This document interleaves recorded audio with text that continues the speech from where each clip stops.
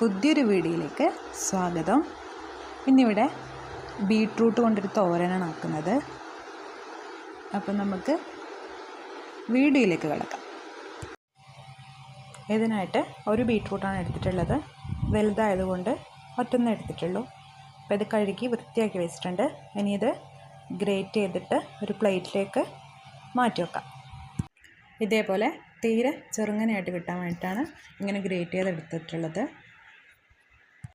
ഇതിലേക്ക് ചേർക്കാൻ വേണ്ടിയിട്ട് ഒരു ഉള്ളി അരിഞ്ഞ് വെച്ചിട്ടുണ്ട്. അതിൻ്റെ കൂടെ തന്നെ 2 പച്ചമുളക് കീറിയെടുത്ത് വെച്ചിട്ടുണ്ട്. തോരനാക്കാൻ ആവശ്യത്തിന് ഗ്യാസിലേക്ക് പാത്രം വെച്ചിട്ടുണ്ട്. അതിപ്പോൾ നന്നായിട്ടൊന്ന് ചൂടായതിന് ശേഷം ഇതിനകത്തോട്ട് എണ്ണ ഒഴിച്ചു കൊടുക്കാം.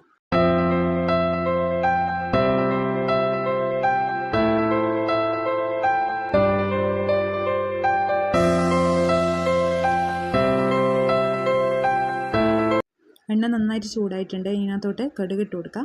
കടുക് ഒന്ന് പൊട്ടിയതിന് ശേഷം ഗ്രേറ്റ് ചെയ്ത ബീട്രൂട്ട് ചേർത്ത് കൊടുക്കുക. അതിൻ്റെ കൂടെ തന്നെ അരിഞ്ഞു വെച്ച പച്ചമുളകും ഉള്ളിയും കൂടെ ഇട്ട് കൊടുക്കുന്നുണ്ട്.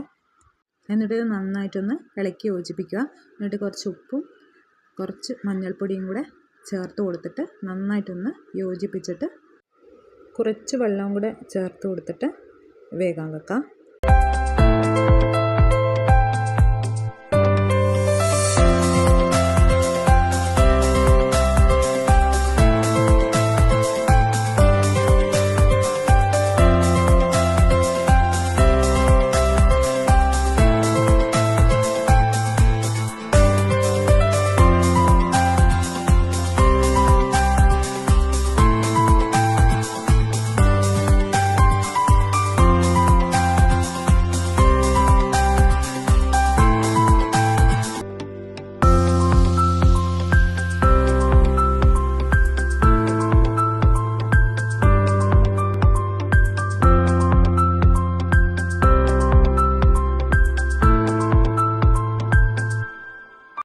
ഈ ബീട്രൂട്ട് ഒരു വേവാകുമ്പോഴേക്കും ഇതിനകത്തോട്ട് കുറച്ച് തേങ്ങ ചേർത്ത് കൊടുക്കണം.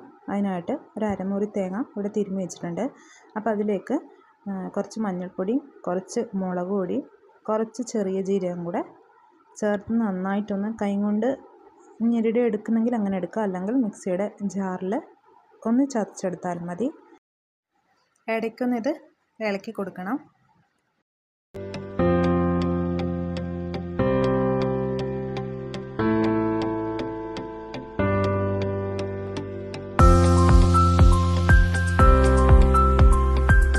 ബീട്രൂട്ട് ഏകദേശം വേവാകുന്നുണ്ട്. ഇനി ഇതിനകത്തോട്ട് കുറച്ച് കറിവേപ്പില ഇട്ട് കൊടുക്കുന്നുണ്ട്. അതിൻ്റെ കൂടെ തന്നെ നേരത്തെ എടുത്ത് വെച്ച തേങ്ങയും കൂടെ ചേർത്ത് കൊടുത്തിട്ട് നന്നായിട്ടൊന്ന് ഇളക്കിയതിന് ശേഷം പൊത്തി വെക്കുന്നുണ്ട്. ആ തേങ്ങയെല്ലാം ബീട്രൂട്ടിലൊന്ന് യോജിക്കട്ടെ.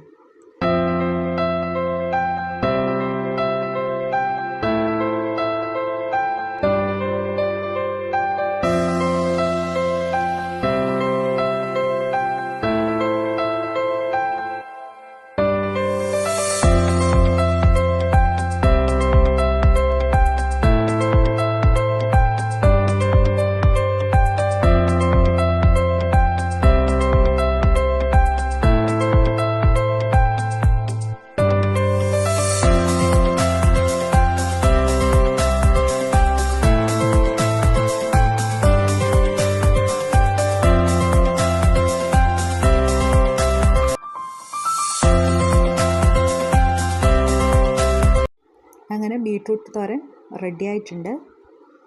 അപ്പോൾ വളരെ ഈസി ആയിട്ട് ചെയ്യാൻ പറ്റുന്നൊരു തോരൻ റെസിപ്പിയാണ്.